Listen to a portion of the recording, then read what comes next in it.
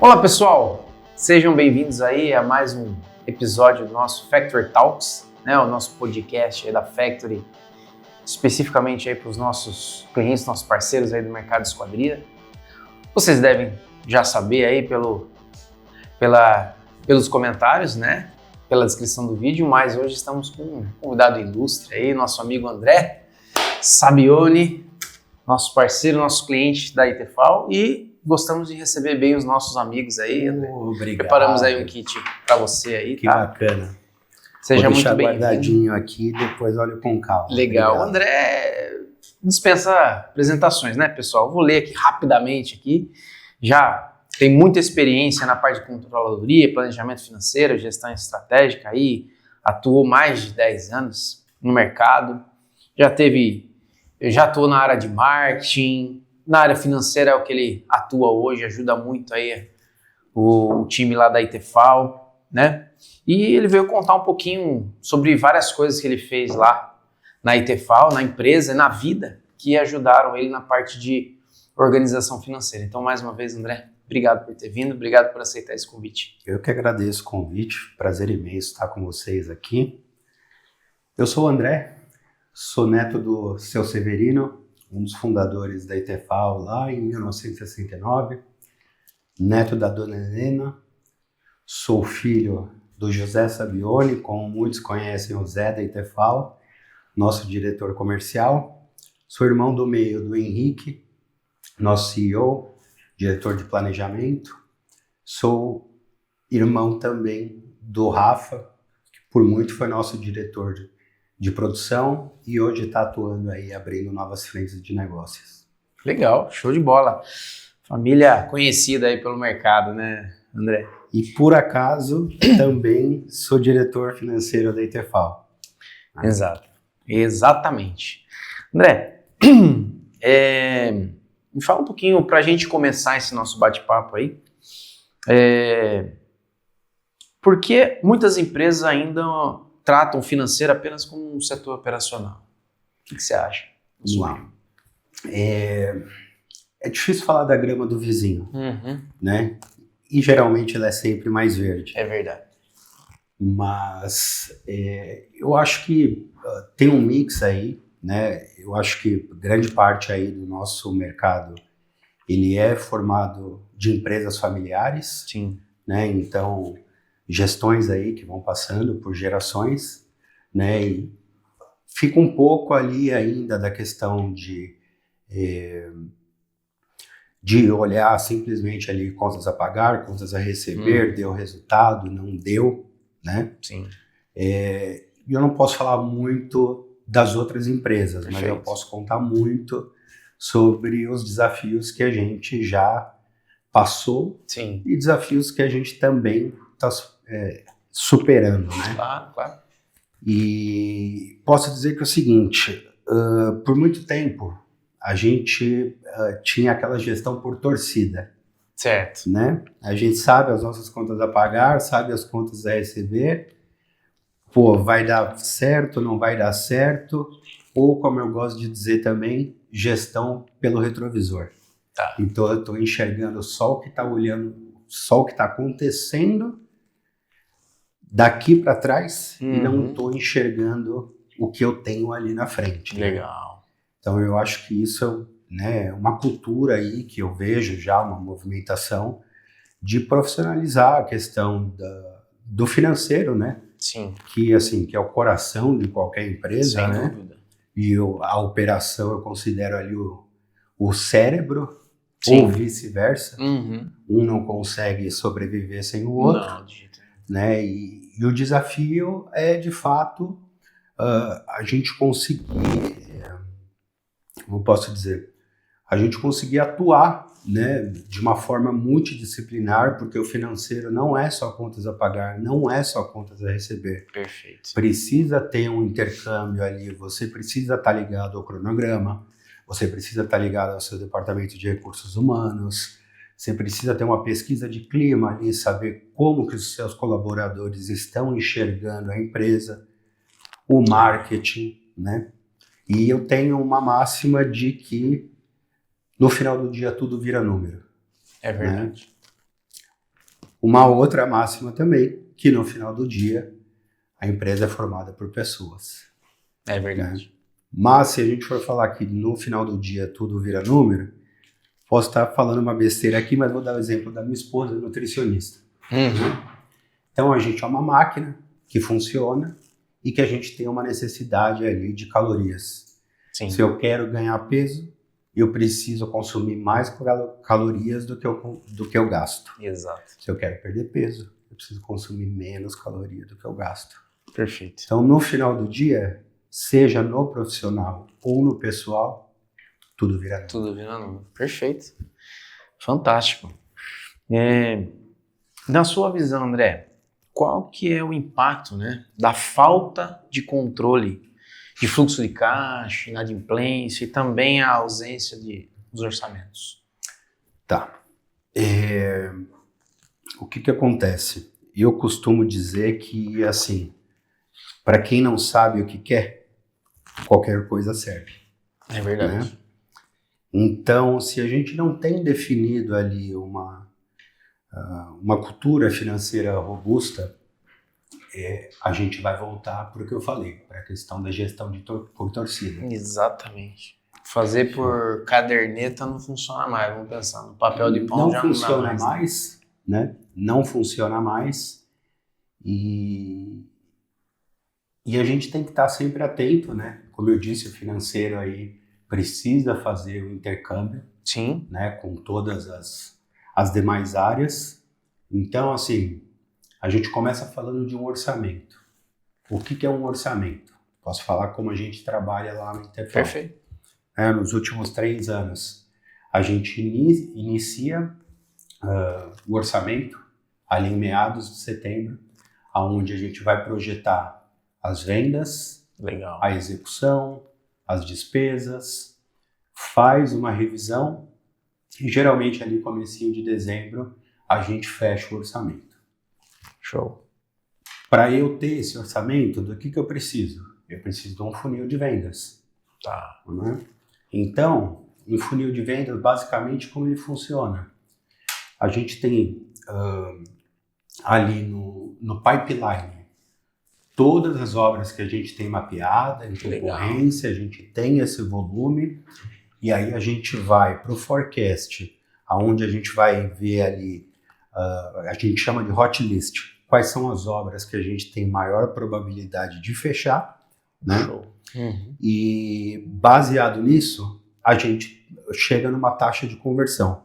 Né? Legal. Então, historicamente, se você pegar ali todas as obras que você orçou, quantas foram convertidas e quantas não foram, você vai chegar ali na sua taxa de conversão, você vai ter uma base. Legal. Via de regra, no nosso segmento, a gente costuma dizer que a taxa de conversão ela precisa estar acima de 10%, não menos do que isso. Legal. Se você está abaixo de 10%, você tem um problema no departamento comercial, que pode ser a precificação, que é muito importante. Né? Quando você vai participar de uma concorrência, você precisa saber por quanto você está vendendo e também atender às expectativas do seu cliente. Sim. Porque não necessariamente o quanto você está aplicando ali é o quanto o cliente quer pagar. Né? Então, tem essa questão da importância, né, de expectativa e realidade. Sim. Em vários pontos aqui que a gente vai chegar. Sim, sim. Né? E também, assim, olhando para dentro de casa, né, tem alguns indicadores ali que você pode trabalhar que vai te ajudar na precificação. Por exemplo, quando a gente fala de ponto de equilíbrio, a gente tem o ponto de equilíbrio contábil, que basicamente é o quanto que eu preciso para cobrir meus custos fixos e variáveis. Legal. Esse é o contábil. A gente tem o financeiro, que é o quanto eu preciso para cobrir custo fixo, variável e despesas. Então, teoricamente, o resultado zero. E eu tenho o ponto de equilíbrio econômico, que engloba custo, despesa e também o retorno esperado. Seja dos donos, dos acionistas. Então, eu preciso ali pagar minhas contas e eu ainda preciso ter um retorno de 10, 15, 20, 25.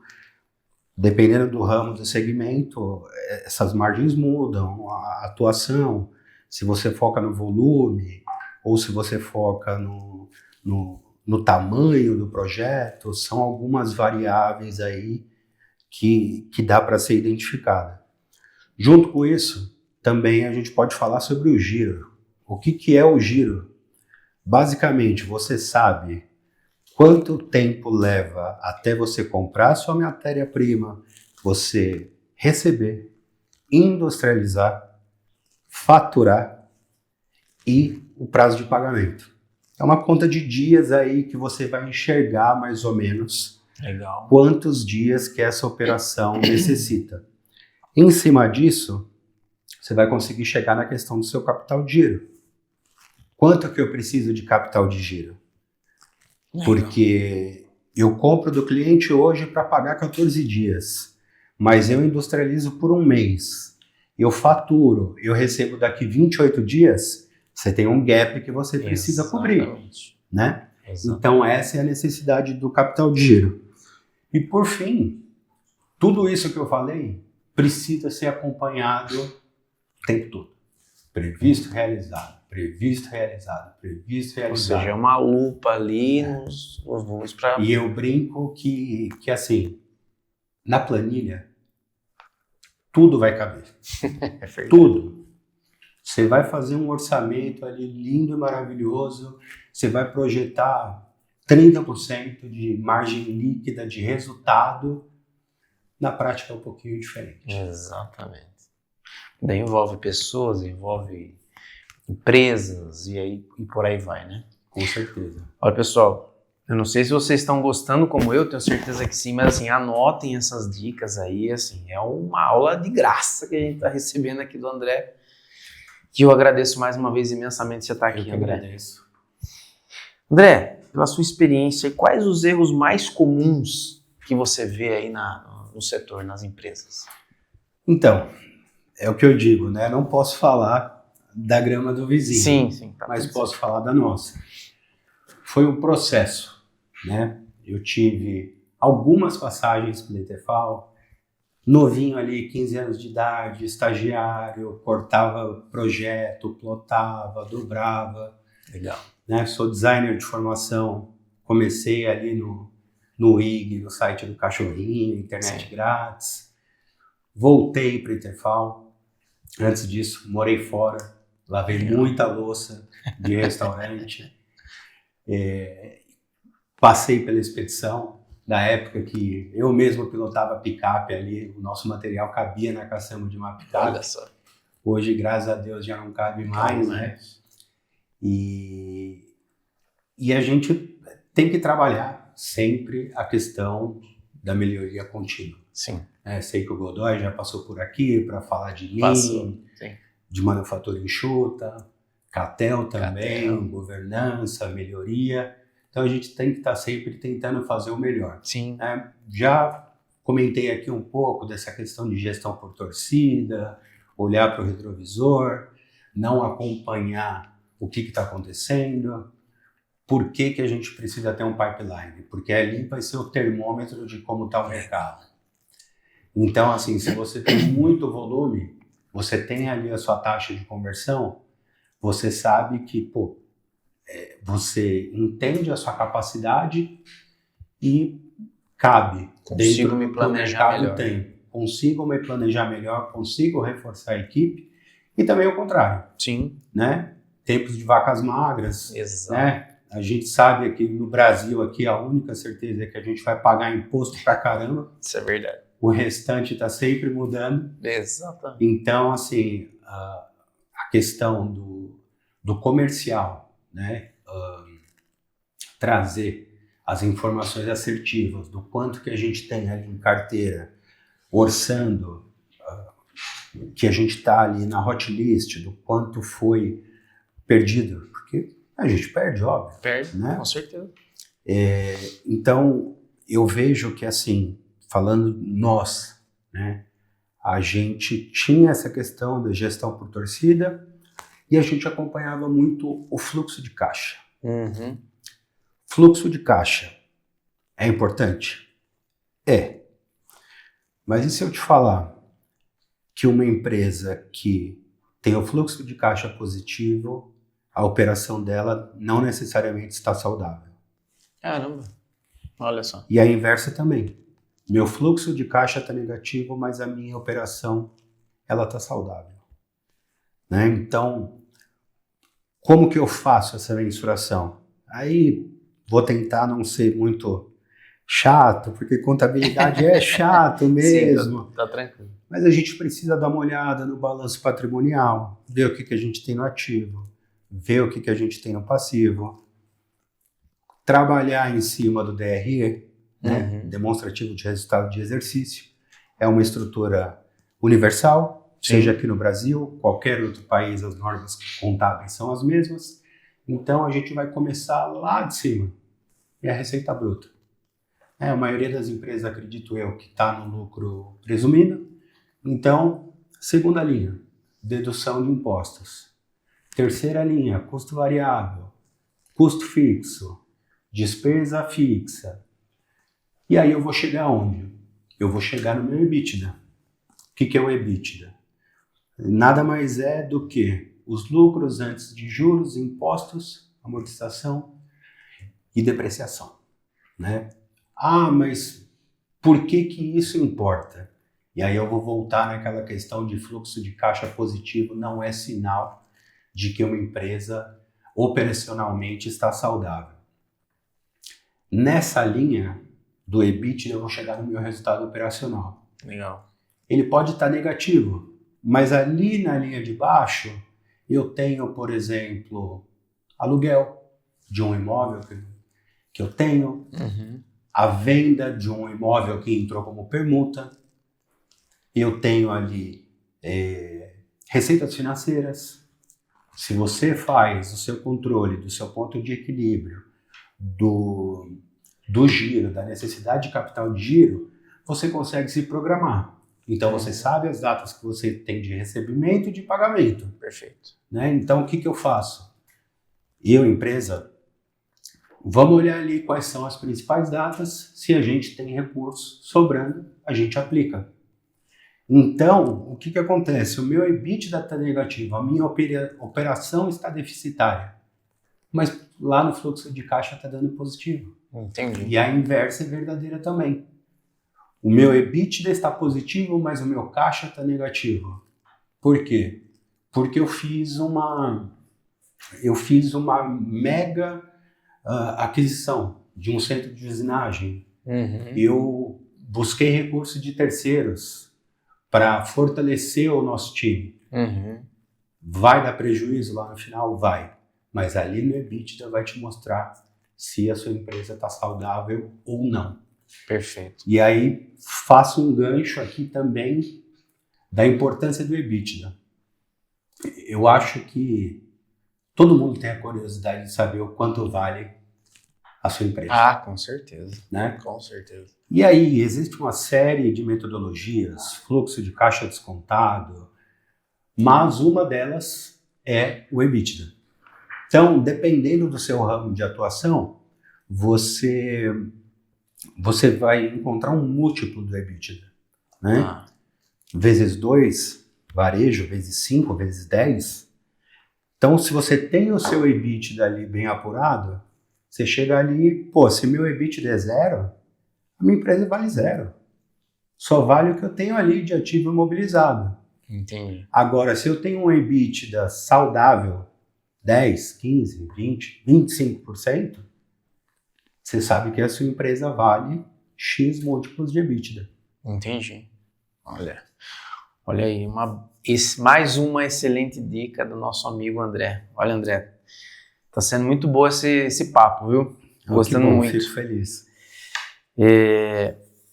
Tem uma pergunta interessante aqui. Como é que essa cultura financeira, você já falou um pouquinho de cultura, mas como que ela inicia na prática? Como que ela começa? Falando aí para os nossos clientes que Às vezes tem uma empresa pequena ou uma média empresa, e como que ele inicia isso na prática, essa cultura financeira? Olha, eu brinco que não dá para a gente pegar, acender o fogão e fazer um filé parmegiana. Legal. A gente precisa começar ali do básico. Sim, perfeito. Do arroz e feijão. Perfeito. A gente pode começar ali no contas a pagar, contas a receber, pede um suporte para contabilidade, ou tem um contador interno. E por que isso é importante?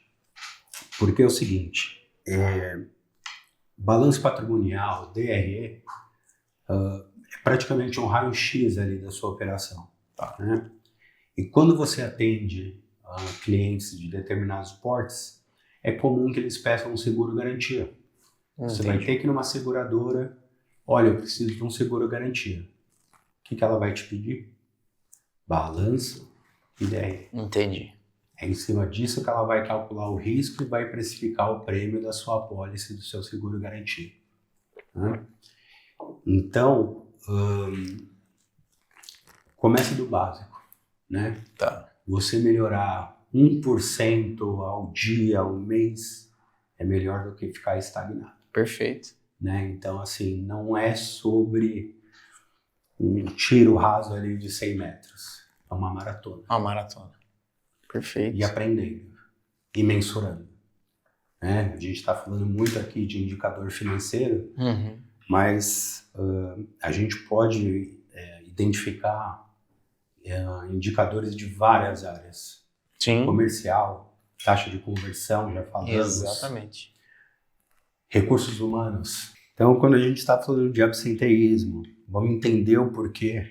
Vamos fazer uma pesquisa de clima. Legal. Como que o colaborador está se sentindo ali dentro. Né? E eu falei algumas vezes aqui da questão da grama do vizinho ser mais verde. Sim.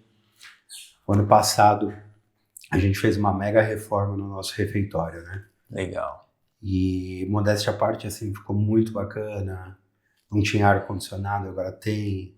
A gente trouxe uma equipe que faz a gestão, cardápio, etc. E a gente inaugurou ele num dia que tinha tudo para dar errado. Olha só. Se não me engano, dia 19 de dezembro, caiu uma tempestade em Guarulhos. Caramba. Caiu energia, mas a gente conseguiu inaugurar. E eu me lembro que eu estava passando pela fábrica e um colaborador me parou e falou assim: André, gostaria de te agradecer. A gente sempre fala que a grama do vizinho é mais verde, mas hoje a nossa é mais verde. Olha, então, que assim, você gostoso, ter né? esse tipo Prazeroso. de feedback é incrível. É incrível. Né? E ainda falando da questão dos indicadores, você sabe quantos quilos cada homem consegue produzir? Você sabe quantos quilos por hora é produzido? A gente tem alguns números de referência. Né? Legal. Tem associação que divulga alguns dados. Então, é preciso estar ligado nesses pontos. Né? E, de novo, previsto, realizado. Previsto, realizado. E ir acompanhando. Fantástico. Ou seja, é começar do feijão com arroz para que essa cultura, aos poucos, ela seja perdurada, né? Então, a gente chega num ponto de que, por exemplo, empresas multinacionais, se não tiver no orçamento e você precisar de uma lata de tinta para fazer a demarcação do piso da fábrica, não libera. Não libera. Então, assim, você começa ali do básico, você vai encontrando os indicadores que mais te atendem, vai acompanhando, né? E é aquela coisa, vai dar 100% certo? Não. Financeiro, pô, mas é número. Mas sempre vai ter os desvios, tem um atraso do fornecedor aqui, faz parte. O cliente não dá frente pra gente entregar o material, e assim vai, né? Faz parte. Muito bom. Muito bom mesmo. Vamos falar um pouquinho de casos reais e boas práticas aí. Legal. O case dos copos. A gente conversou um pouquinho sobre ele aí. Sim. E eu queria que você falasse um pouquinho dessa boa prática que você, desse case real lá que vocês fizeram, que a princípio parece algo simples, mas surtiu um efeito muito bacana, né? Na verdade, assim, isso era algo pessoal meu. Eu tinha um certo desconforto com a quantidade de copo plástico que era usado ali na empresa como um todo, né? E aí eu falei, como que a gente pode resolver? De vez em quando eu ainda coloco meu pezinho ali no marketing. Falei, deixa eu ver aqui, quais são as alternativas que a gente tem. E aí eu comecei a buscar squeezes, né? Peguei algumas amostras, vi o que fazia sentido, o que não fazia sentido. Chegamos num modelo legal, que tem uma resistência térmica bacana, tem uma capacidade boa para o colaborador ir lá, encher no começo do expediente, tem ali a sua água gelada garantida. E aí, definido isso, tinha uma outra questão. Como que eu vou entregar isso para o colaborador? Né? Porque se eu simplesmente jogar ali uma garrafa térmica na mão dele e falar assim, olha, a partir de agora é só isso, fica um negócio muito vago, fica aquela coisa, a empresa está cortando tudo. Sim. O cafezinho, Exatamente. Né? E aí a gente teve uma ideia de fazer um comunicado. Fizeram um evento, alguma coisa? A gente embrulhou. Ah, legal. Né? A gente embrulhou essas garrafas, né? Um tecido legal. Legal. E a gente fez um comunicado falando sobre a importância da troca de copos plásticos por squeeze. Olha e por que isso estava sendo feito. Sustentabilidade, sim. Primeiro ponto, né? O desperdício de plástico aí, que a gente sabe quão nocivo é. O plástico também não faz bem para a saúde, sim. Né? Independente da qualidade do copo plástico que você comprar, tem ali alguns resíduos que você vai acabar consumindo, fato. Sim. Né?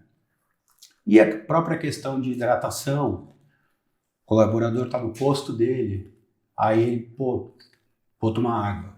Aí ele sai do posto, anda, e uma hora vai falar, não vou tomar água. Esqueceu de... Né? E aí, fazendo dessa forma, a gente teve um retorno muito positivo, né? Porque ficou ali como uma espécie de um presente, né? E muito como legal. consequência disso aí a gente reduziu o uso de copo plástico em 95%. Caramba. Então é uma economia considerável e só não reduzimos para total, né? Porque a gente ainda tem ali, né?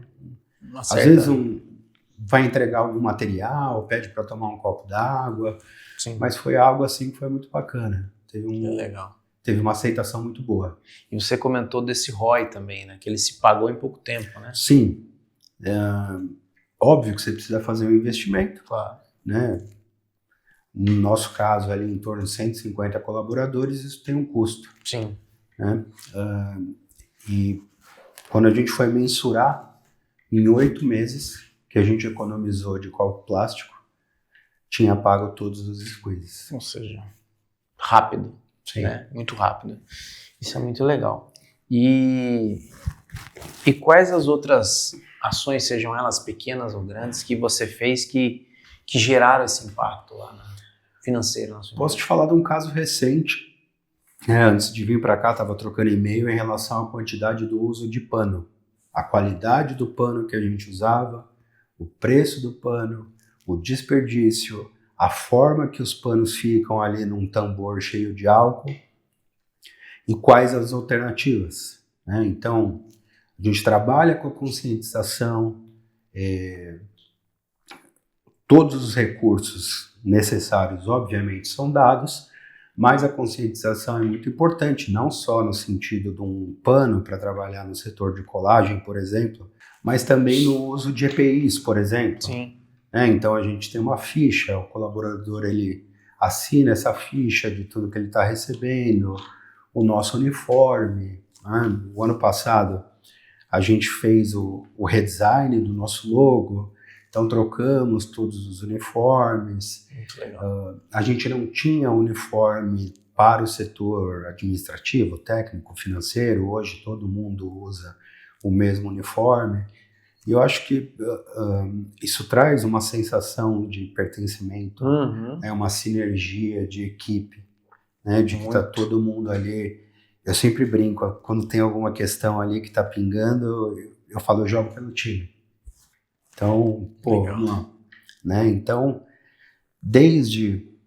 são N possibilidades, tá? Desde pequenos casos como esse, até questões que podem ser positivas, como podem ser negativas. Vou dar um exemplo. Você está descontando os seus recebíveis no banco. O banco vai te cobrar uma taxa. Sim. Talvez o seu resultado esteja indo pelo ralo por aí. Entendi. O outro lado, você tem os seus fornecedores.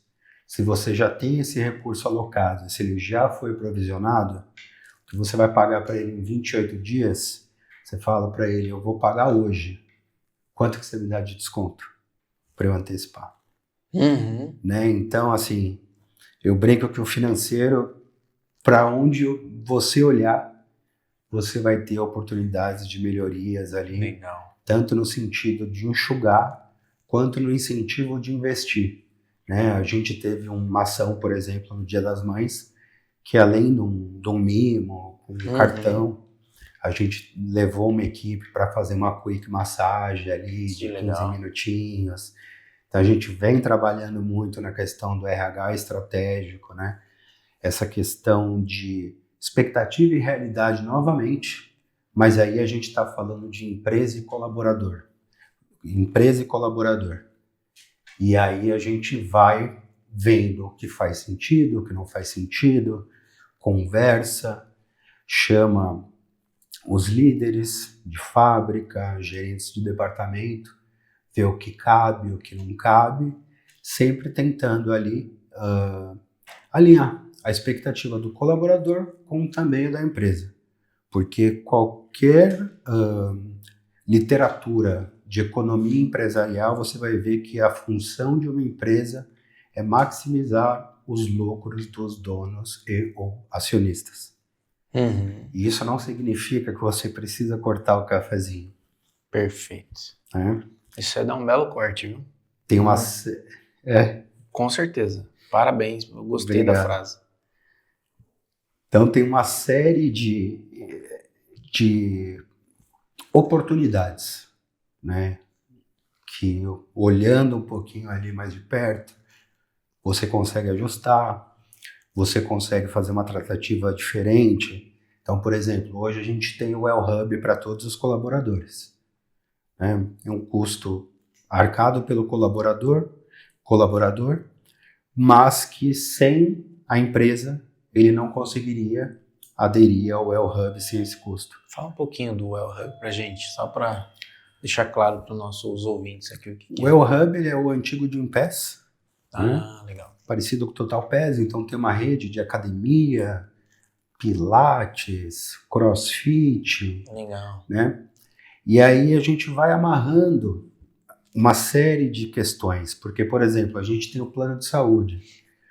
Quando você tem algo que incentiva a prática de atividade física, você tem ali uma refeição balanceada, você consegue trabalhar isso melhor no preço do plano de saúde. Olha só.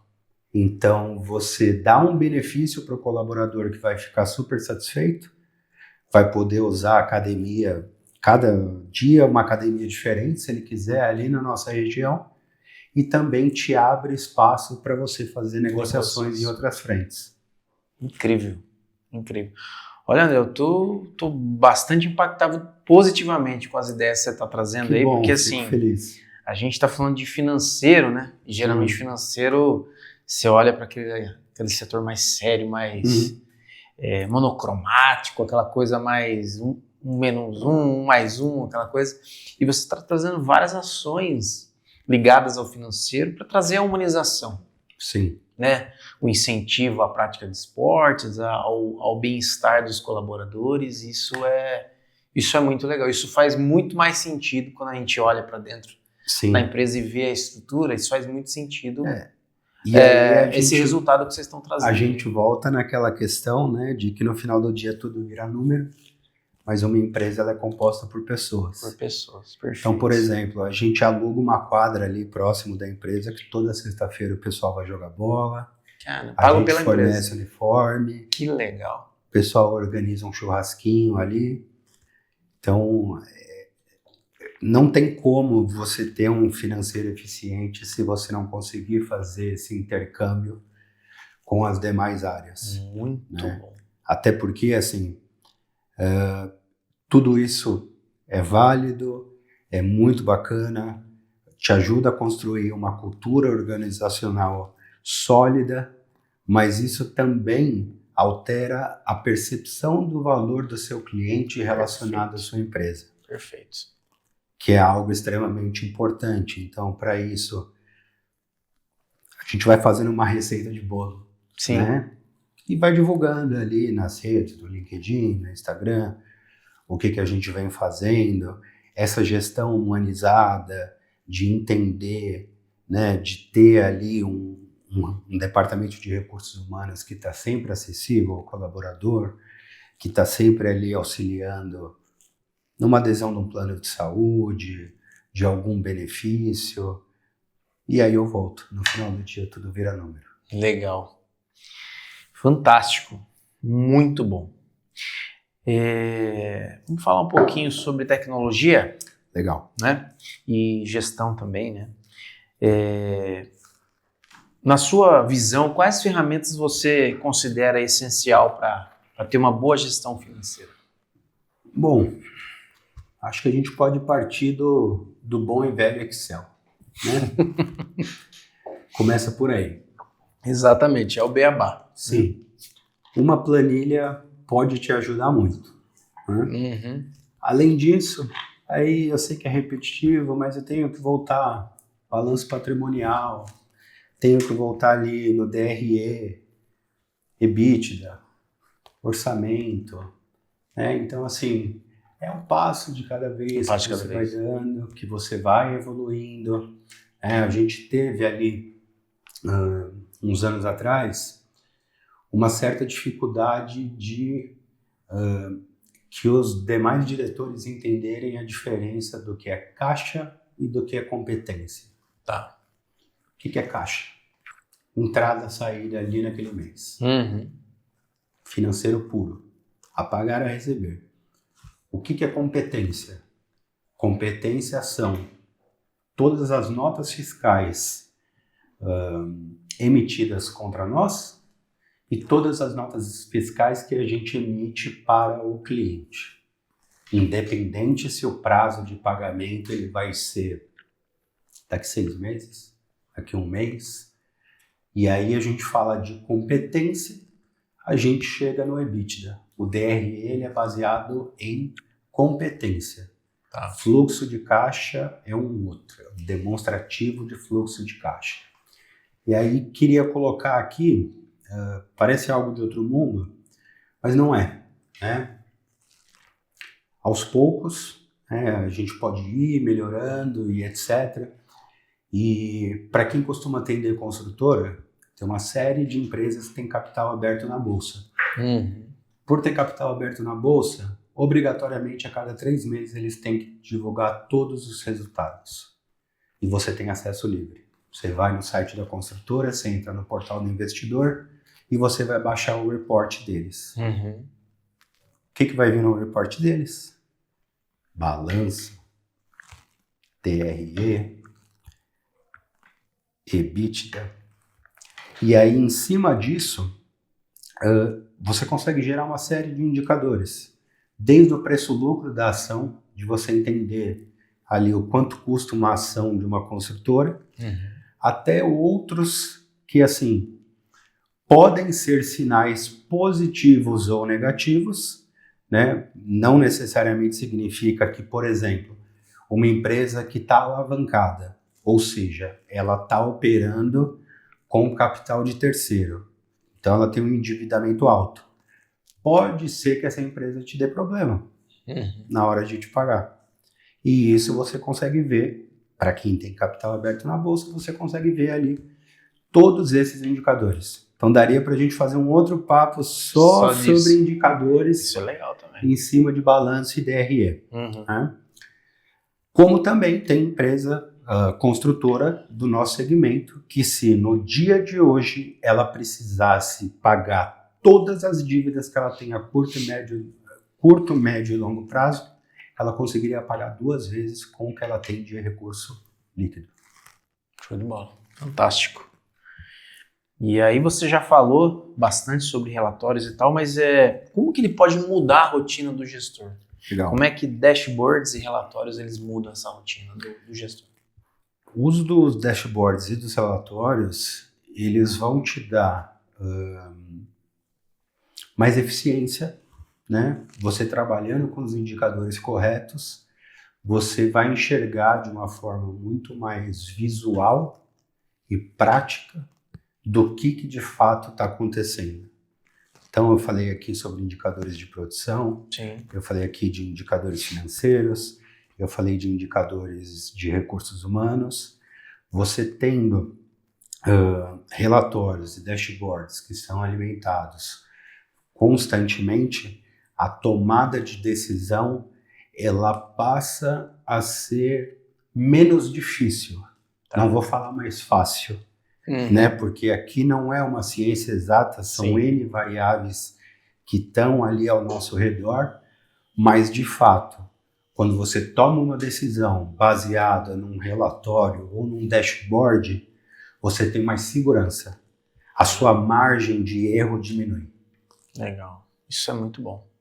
Bom que você toma uma decisão mais assertiva, né? Sem dúvidas. Isso é muito legal. Vamos lá. Vamos falar um pouquinho agora sobre a mentalidade do dono. Enxergando o financeiro como uma estratégia, né?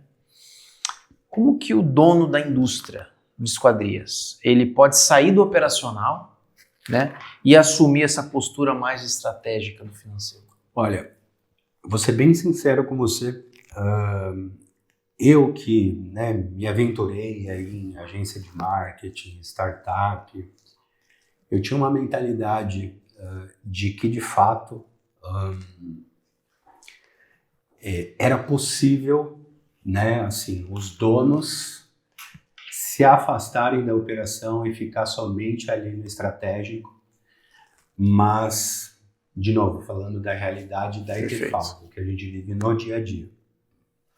O Henrique, o irmão mais velho, sempre falou para mim, mas o nosso mercado é diferente. Tá. Nosso mercado é diferente. Então, assim, por mais que a gente tente o máximo possível ficar ali na parte estratégica de fato, eu sinceramente não conheço nenhuma empresa de que o dono ou os donos não estejam à frente do negócio, tocando o negócio. Desconheço se tem alguma empresa do nosso segmento com capital aberto na bolsa, eu acredito que não. Não, também. Ainda. Né? Ainda não Sim. tem. Mas é possível? É possível. Você precisa capacitar quem está ali, quem está fomentando a operação, né? Você precisa dar autonomia também, porque não adianta você deixar ali um gerente, um coordenador engessado, né? Então, assim, pelo menos ali na ETFAO a gente é muito mão na massa mesmo, né? Hoje Legal. a gente está num mix ali de gestão de segunda e terceira geração, mas o meu avô, um dos sócios fundadores, dia sim, dia não. Ele vai lá, Ele tá lá. ele pede qual foi a movimentação do caixa, como fechou. Então, assim, ele ainda está naquela questão de caixa, né? A gente está olhando ali já mais para o DRE, outros indicadores ali que no dia a dia fazem sentido. Né? Então, assim, é comum ainda alguns tipos de problema, a construtora querer conversar com o dono, com o diretor, mas é algo para ser construído, né, num médio ou longo prazo. Legal. Sei que o Catel esteve aqui para falar de governança, aprendi bastante com ele. E é algo que precisa ser construído, né? A Legal. gente está com 56 anos de história. Olha. Se a gente quiser chegar a 100 anos, a gente precisa se preparar. Sim. E não necessariamente a gente tem ali os familiares para assumir a operação. Então, faz parte de um olhar ali de médio a longo prazo de como talvez seria possível a gente se afastar do dia a dia, focar na operação, focar ali na gestão estratégica, né? Ter um conselho, um conselheiro externo, uma auditoria, controladoria, para daí sim, de fato, sair um pouco ali do olho do furacão e ter uma posição estratégica. André, qual que é o impacto do Factory na ETFAO? Como que você vê que a ferramenta ajudou você no seu dia a dia lá? Vamos lá. Hoje, a gente tem em carteira 19 obras em andamento. Legal. Bastante volume. No mês de maio, a gente rodou 30 processos diferentes dentro da fábrica. Caramba. Cada um com uma história, cada obra com a sua etapa. E o Factory nos ajuda muito para que a gente enxergue desde o recebimento do material que está sendo lançado no estoque, a nossa operação, eu consigo enxergar o que está rodando no corte, quando vai sair, quando vai para a usinagem, todo esse rastreio da fabricação a gente consegue enxergar ali no Factory, né? E com isso a gente passa pro financeiro. Legal. Então a gente tem o fluxo de caixa, a gente tem os relatórios de competência, a gente pode pegar ali os próximos meses, ver o que a gente tem de receita e despesa. Pô, se tiver sobrando, ótimo, legal, vamos aplicar esse recurso aqui e vamos trabalhar numa otimização de resultado. Perfeito. Né? Então, a gente ter um sistema, né, que engloba ali toda a nossa cadeia de produção ajuda muito, né? Porque foi o que eu comentei aqui, 19 obras em andamento. Bastante Cada uma coisa. é uma história diferente. Haja planilha, né? Com certeza. Com certeza, olha. Obrigado, que bom que tá dando certo lá para vocês e fazer um convite aí para você que quer conhecer mais da nossa ferramenta. Entre em contato com a gente, vai ser um prazer aí recebê-los. André, o que você diria para o empresário que acha que financeiro é só pagar a conta?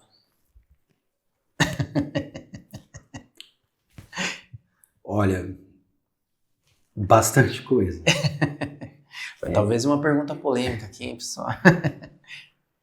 Difícil, né? Assim, como a gente vem falando aqui ao longo da nossa conversa, o financeiro ele vai muito mais além, né? É o coração, o cérebro da empresa. E o financeiro tem que dar um tom, né? Sim. No sentido de identificar o quanto que a gente tem de negócios, o quanto que a gente tem de taxa de conversão, como eu vou dimensionar a minha produção numa época de crise também, como que eu vou diminuir, né? Então, assim, é ir sempre identificando indicadores que façam sentido para o dia a dia. Você não precisa ter todos os indicadores. Os melhores indicadores são aqueles que funcionam para o seu negócio. Perfeito. Independente de qual seja. Perfeito. Então, assim, mas na minha empresa eu só olho para contas a pagar e está dando resultado. Ótimo. Continue fazendo. Legal. Mas se caso queira, tem todo um caminho aí a ser traçado, né, de melhorias. Mas pô, a minha empresa já está dando resultado, mas pode dar mais. Perfeito. Né? Mas pô, a minha capacidade, eu tenho a capacidade ilimitada, mas peraí, você está operando de que horário? Das 7 às 5? Pô, das 5 às 7 a sua máquina fica parada? Você pode dobrar a sua capacidade. Perfeito. Né? E aí, de novo, vamos voltar lá do início. Pipeline. forecast, né? Precificação, Uhum. custo fixo, variável. A gente tem esses indicadores da representatividade da mão de obra direta no total de despesas. E é o que eu disse, né? Assim, pô, essa curiosidade, quanto vale a empresa? Sim, Você precisa saber. isso é muito importante. E não tem um consenso de qual metodologia funciona. Ou, desculpa, qual metodologia é Ideal. a melhor. A melhor, perfeito. Varia muito. Posso te dar um outro exemplo aqui. A gente falou de uma empresa que o EBITDA dela é 0. Ou seja, ela só vale o que ela tem de ativo imobilizado. Uhum. Se tiver. Vamos falar de uma empresa saudável com 20% de EBITDA. A gente, vamos fazer uma negociação, vamos vender a operação. Quanto vale o capital humano? Né? O quanto que a empresa tem a capacidade de continuar gerando resultado sem o capital humano, né? Ou, de certa forma, aí, voltando lá para o balanço, você vai ver que no seu ativo você tem lá o intangível, que geralmente é o valor de marca, a patente. Quanto vale o nome Coca-Cola? Nossa, exatamente. Né? E aí a gente volta também no ponto de que gerar percepção de valor pelo cliente com a sua empresa. Então, a gente fica andando em círculo aqui, né? Sim, A gente vai e volta, e baseado nas mesmas questões. Legal. Então, é muito particular, como eu falei, assim, a gente não consegue saber o que de fato está acontecendo nas outras empresas do nosso segmento, a gente sabe o do nosso. Perfeito. Né? Então, talvez um empresário tenha ali uma empresa que ele já tem definido ali a tripulação, ele já conseguiu chegar num resultado positivo para ele e está tudo bem. Uhum. Agora, eu quero crescer assim, assado, tal. Vou fazer um investimento numa máquina de corte, num centro de usinagem. Vamos calcular qual que é o payback. Trazendo mais um aqui. Mais um indicador. Mais um indicador, né? Nada mais é que em quanto tempo esse investimento se paga. Né? Então, assim, precisa ser ponderado. Se você tem ali despesas recorrentes, como, por exemplo, um aluguel de uma empilhadeira, o aluguel de uma máquina de colagem de silicone, será que não vale a pena você adquirir? Quanto custa? Em quanto tempo vai se pagar? Como que o pipeline está? Novamente, forecast. Eu tenho fôlego? Tenho. Então vale a pena eu investir. Vale a pena. Né? E, inclusive, aí eu acredito que sejam casos mais isolados, mas empresas que estão no lucro real, antes de calcular o quanto tem que pagar de imposto de renda e contribuição social, você vai deduzir a depreciação dos seus ativos. Uhum. Né? Então, tem aí uma série de detalhezinhos pequenininhos, mas que fazem a diferença. Fazem diferença. Perfeito. Muito bom, muito bom. André, aí, caminhando já para o nosso encerramento, né, do nosso bate-papo, passou bem rápido, né? Mas eu queria que você deixasse um recado final para o empresário do setor. Se você quiser olhar para a sua câmera, fica à vontade, quiser. Fique o seu momento aí para um recado. Bom, primeiramente, agradecer aqui a oportunidade. Realmente foi muito legal. Eu, por mim, passaria aqui o dia inteiro. Eu amo, né, financeiro, é minha paixão, mesmo que eu não seja a minha formação inicial. E o que eu vejo, assim, quando a gente está num cargo de liderança, C-level, né, um diretor financeiro, um diretor técnico, é um cargo muito solitário, né? Às vezes a gente se vê ali em alguns impasses e a gente não tem com quem conversar, né? Então, o que eu sugiro, né? A concorrência, ela é saudável. Converse com seus concorrentes. Você não precisa abrir seus números, mas essa troca de informação, né, assim, compartilhar conhecimento, absorver conhecimento, faz muito bem, porque de fato é uma posição solitária, né? Quanto mais você sobe ali no organograma da empresa, mais solitário fica. E assim, para quem está iniciando, para quem quiser bater um papo, quiser conversar, me adiciona lá no LinkedIn, a gente vai trocando figurinha, fico à disposição aqui de quem está nos assistindo e de vocês também. Legal. Obrigado novamente aí pelo convite e seguimos um dia de cada vez. Show de bola. A gente vai deixar na descrição aí do vídeo, pessoal, então o LinkedIn do André. Tiverem dúvidas também, comentários que vocês queiram fazer, pode nos mandar, tá? Não esqueça de compartilhar, de curtir o vídeo, né? E eu queria convidar vocês também para acompanhar os próximos episódios. Com certeza eu quero trazer o André aqui novamente. Será um prazer. E para nós foi um prazer e uma honra ter você aqui, meu irmão. Obrigado. Agradeço demais. Obrigado mesmo. Tamo junto. Espero poder ter contribuído aí com um pouco de conteúdo aí para vocês. Com certeza, eu falo por mim, foi muito bom, eu tenho certeza que o nosso público gostou muito também. O pessoal vai querer essas dicas aí mais depois, com certeza. E a gente aguarda aí que a gente vai fazer vamos inventar outros momentos aqui. Vamos aproveitar essa nossa amizade com o André aqui pra gente trazer o homem mais vezes aqui. Meu irmão, mais uma vez, obrigado. Obrigado a você. Satisfação. Foi um prazer enorme.